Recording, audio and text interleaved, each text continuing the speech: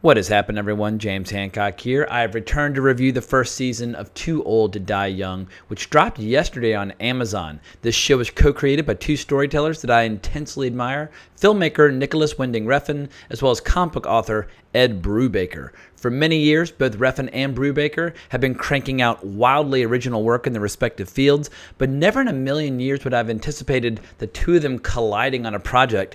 So I applaud Amazon for giving them the opportunity to create something that is quite different from anything else I expect to see all year on either the big or small screen. If you haven't had a chance to watch it yet, I'll abstain from giving anything away until I give you fair warning, but in broad strokes, Too Old to Die Young is a crime drama set in Los Angeles, but what sets it apart is the utterly original experimental style in which the story is told. The show features an ensemble cast including Miles Teller, Augusto Aguilera, John Hawkes, Jenna Malone, and an actress who I think is going to pop and become a major superstar, Christina Rodlo. Both in terms of its content as well as its singular visual style, this is not your average crime show. With the help of writer Haley Wegren-Gross, Refn and Brubaker, they've created a TV series that feels more like 10 standalone movies as opposed to a traditional show. Apart from the season finale, which is only 30 minutes long, nearly every episode is close to an hour and a half long, and these episodes earn each and every warning about graphic content that Amazon includes before each episode. This is an incredibly dark story about the criminal underworld of Los Angeles, one that involves drugs, human trafficking, bodily dismemberment, assassinations, you name it. And not every viewer out there is going to be prepared for or interested in spending so much time with so many sadistic, disturbing characters. Episodes 4 and 5 premiered at the Cannes Film Festival this year, and the audience was immediately divided, and in the tradition of Cannes, many chose to storm out of the screening entirely. These kind of reactions to outrageous films always get my attention. Usually, but not always, the overly sensitive viewers are made to look ridiculous over time when movie fans end up loving and embracing whatever upset the delicate sensibilities of the audience in the first place. One review to this show in particular stood out to me over at Collider, where in reaction to one shocking scene from episode 5, the review stated, "It's dated and tired, and Refn ought to know better." To be fair, the review also praises other aspects of the show, but I'm always amused by critics who think it's their job to tell filmmakers what stories they're allowed to tell, what words they're allowed to use, and what scenes they're allowed to include. In my opinion, storytellers should be free to tell whatever the hell stories they want to tell, and then we, the viewer or the reader or whatever, can either love them, hate them, ignore them, but it's not the job of critics to tell filmmakers they ought to know better. I find that completely ridiculous. In any event, this is the show that's going to make a lot of folks angry. Some will be angry because they're bored by the length and the pacing. Some will be angry because, like the critic for Collider, they simply dislike an artist saying or doing anything that might be considered provocative. But I think there's an audience out there that when they see this, they're going to know it was made just for them, and they're going to think it's the most hypnotic piece of visual storytelling of the year. I've been a little dismayed this summer by the current state of movies where bland, generic PG-13 movies geared toward a global sensibility have become the new norm. It should come as no surprise to anyone that so many of these movies are either underperforming or flopping outright. I much prefer to see stories with a distinctive original voice with a very specific sensibility and audience in mind. They might not necessarily be my thing, but at least someone out there is going to be very happy. But I should admit that I'm on the fence about whether or not I qualify as the perfect target audience for this show. While there are episodes and specific scenes from this season that I found to be some of the most brilliant filmmaking I've seen all year, on the other hand, I really struggled initially to get into it. I was a little hungover and tired when I first started watching it, which was the worst possible way to watch this show. This is not a show that just washes over you. But I took a power nap and tried again, and after drinking some coffee and after seeing a few episodes, suddenly I found myself completely enthralled. In my opinion, Amazon could have better served this show by teasing it out one episode at a time in order to build word of mouth. This is a terrible show for binge watching. I'm fine binge watching something like Cobra Kai, but this show is an absolute workout, even for hardcore cinephiles. Dumping an entire season on the internet all at once makes the show feel a little bit disposable in my opinion, and it's just not the best strategy for a show as ambitious as this one that's challenging the boundaries between TV and film, probably more than any other project since Twin Peaks: The Return in 2017. Love him or hate him, Nicolas Refn is one of the most dynamic filmmakers alive today, a director responsible for boundary-pushing films like the Pusher trilogy, Bronson, Valhalla Rising, Drive, and The Neon Demon. With most shows, it's the writers and producers who are in charge, but with Nicolas Refn in the director's chair for each and every episode, this show is far more cinematic than most movies that'll be released this year. Also, I should clarify, when I say cinematic, What I mean is bold visual storytelling, something movies have always excelled at, whereas television relies more upon the written word. But in this new media landscape, these distinctions are going to get increasingly blurry as platforms like Amazon and Netflix continue to give opportunities to the most interesting directors in the world. And in a year where so many movies have felt like bland, risk-averse nonsense that try to appeal to everyone around the world only to end up appealing to no one in particular, for me, seeing something with the hallucinatory power of Too Old to Die Young has been precisely the shot in the arm that I needed. I'm also thrilled beyond words to see writer Ed Brubaker switching gears so successfully. I first became a fan of Brubaker with comics like Gotham Central, as well as his now legendary run on Captain America, where he reintroduced Bucky Barnes as the Winter Soldier. I've got that saga collected in the sucker right over my shoulder, but what makes him ideal for writing a show like this is his comic Criminal, which he created with artist Sean Phillips.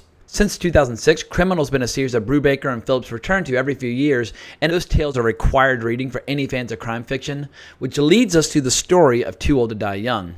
While Refn might do everything in his power as a filmmaker to break up the plot with incredibly lengthy sequences driven entirely by music and images, while the characters just stand around looking really cool, that said, there is plenty of plot to be enjoyed. It's debatable which plotline is the central storyline, but the one that's been advertised the most is the story of Martin Jones, a cop played by Miles Teller, who after the murder of his partner finds himself operating in the criminal underworld, performing assassinations, preferably of those people guilty of genuinely sick and deviant behavior.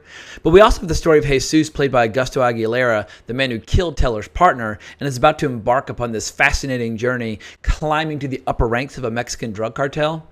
But what happens in this show is of far less importance compared to how it's depicted. The show is simply gorgeous to look at, even when absolutely nothing is happening, which I should add is often. Refn's all about creating a unique juxtaposition of sound and images where the style and mood of the story is his primary concern.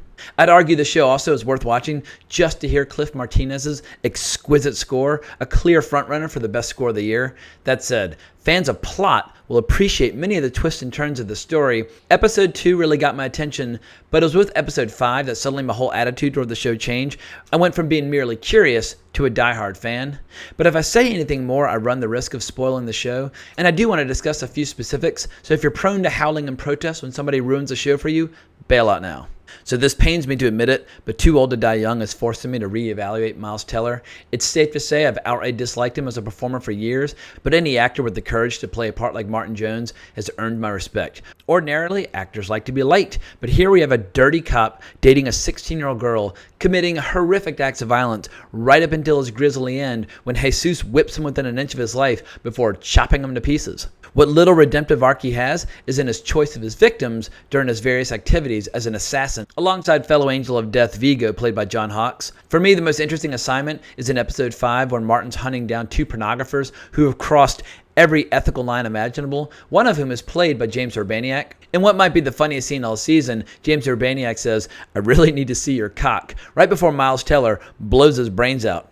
Urbaniak's brother and one of his henchmen, they hop in a car to pursue Teller's character, and then we're treated to what is my favorite scene all year in any show or movie.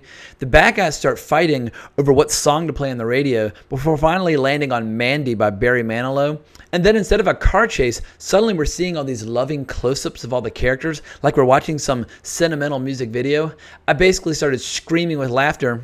And when the song finally ended, suddenly it's daytime and the badass hardcore car chase and shootout continues. The scene was absolutely genius and I'll never forget it. But a close second place would have to be Vigo's murderous rampage through a trailer park full of pedophiles, all to the music of Wagner. It was so over the top I had no choice but to howl with pleasure. But the most memorable aspect of this show has to be the story of Jesus and Yritza, aka the High Priestess of Death. The scenes exploring their ascent through the ranks of a Mexican drug cartel are some of the strongest of Nicolas Winding Refn's career. Most of these scenes consist of these fascinating tracking shots drifting back and forth over all the characters striking dramatic poses. But during these scenes, I was absolutely hypnotized. Eventually, Jesus and Yritza find themselves back in America, where Jesus is hunting down Teller's character to kill him for murdering Jesus' mother.